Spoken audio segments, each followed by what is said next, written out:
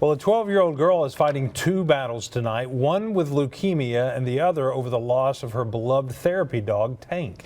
A bow hunter shot and killed their dog near her home in Wagner County. And News on 6 reporter Marty Casper has her story for us new at 9. The first sign that there was any trouble, 12-year-old Shelby Shuffett and her grandfather, Junior Gray, had come out of the house. That's when they saw their dog, Tank, had been shot with an arrow.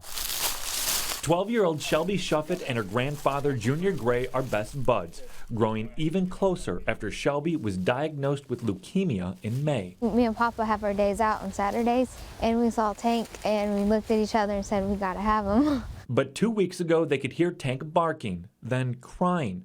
They looked up from the porch. The first thing Shelby and I saw was the arrow just sticking straight up in between his eyes. Within minutes, Tank had passed away. With tears in their eyes, they spotted a bow hunter just off their property. I asked him, I said, what happened? He said, your dog tried to bite me.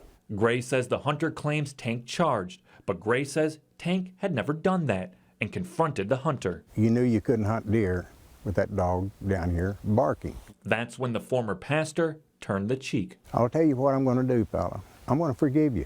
I said, see that little girl standing over there? And I said that was her therapy dog. Gray says the hunter asked what he could do.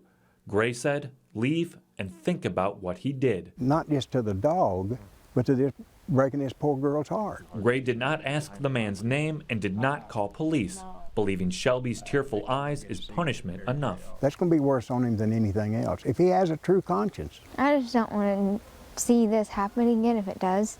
Tenaciously Teal, a nonprofit in Oklahoma City that helps cancer fighters, is meeting tomorrow to vote on whether or not they can give Shelby a new therapy dog. In Cliffview Estates in Wagner County, Marty Casper, News on 6.